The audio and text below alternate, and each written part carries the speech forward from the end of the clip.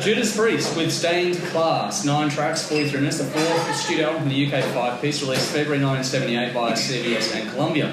Produced by the band and Dennis McKay. It looks like 2 singles were released, Exciter and the cover of Sweet Tooth's Better By You, Better Than Me, which would go down in history for all the wrong reasons more than a decade after its release. Yeah. This was the band's first album with drummer Les Binks, and this is noted as the album where Glenn Tipton became the band's lead guitarist. Historically, this album is highly regarded and considered extremely influential on metal to come, and while it sold okay, it took a while to eventually be certified gold in the US and only peaked at number 104 in the US. Brendan? I've never really been a big Priest guy. I've always sort of had 2 feet firmly planted in Camp Maiden. But so as a result, I only had a few Judas Priest albums. Sadly, this was never one of them. After 2 or 3 listens through, I'd say this has quickly become my favourite Judas Priest album, really? up until a couple of weeks ago, I reckon. But we'll get on to that later. Yeah, we'll get on to that one, that's coming. But what a great album, I loved it. This really helped to me. I can never quite understand why like thrash bands really pointed at Judas Priest all the time for me. That because I was more of the British Steel and all that kind of shit, where you listen to this and like, okay, now I get it.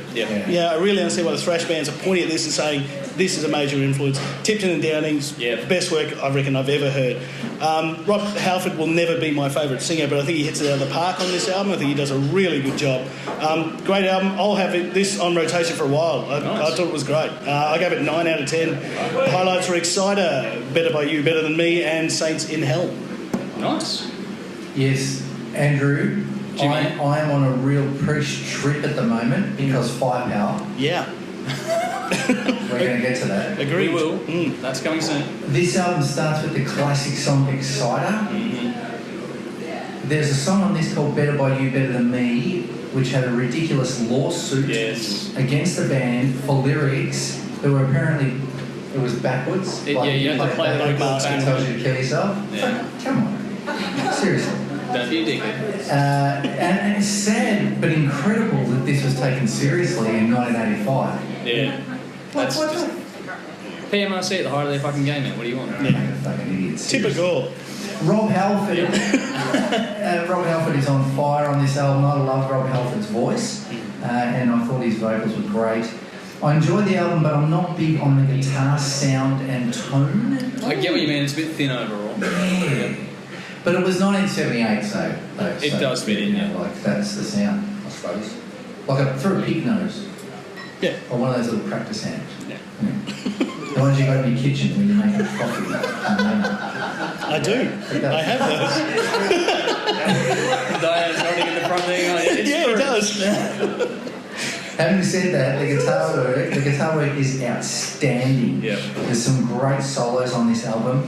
Very dark album lyrically, I thought. Yeah, it is. And in the feel of the songs, it's all very dark and gloomy and stuff. Did it give you nightmares, Jim?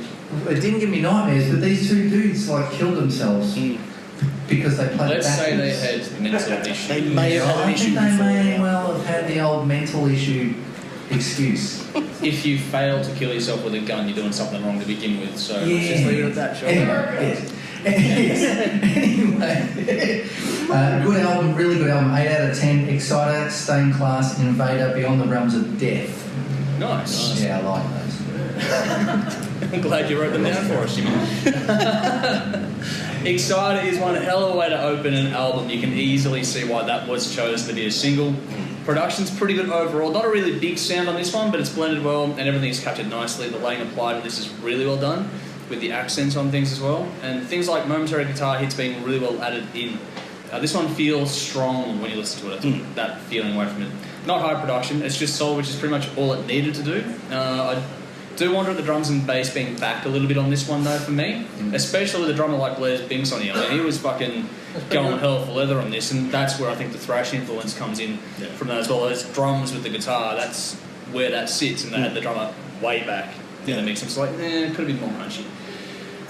The tone and the lyrics are overall a bit on the dark side for this record. It suits them well though, and the little vocal effects added to that vibe make it more menacing in my opinion.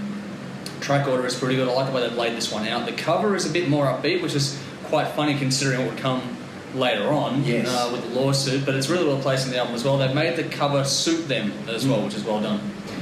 There are some more generic tracks on the second half of this album though. Invader in particular comes to mind for me. It's not bad, it's just a little note to say that while it's good, there are some moments that just feel like it was being painted by the numbers, so to speak. It's just that the opening is really strong and it finishes really strong, but in the middle it just sort of dips away a bit for me as a listener. This is the foundation album for what is to come though. Wailing vocals, dark overtones, some serious guitar work accompanied by some nice driving rhythms. It's all here, just not quite honed in on yet, but nice to get back to this turning point for the band. Some nice work on the backing and harmonising vocals all give this some real menace at points. Beyond the Realms of Death. That is a great fucking track. Epic feel and probably the darkest overall in this album. I love the use of Foley and reverb to add to that effect as well. This one is really well done. That song alone, if you want to hear this album one song, that's the song to go for.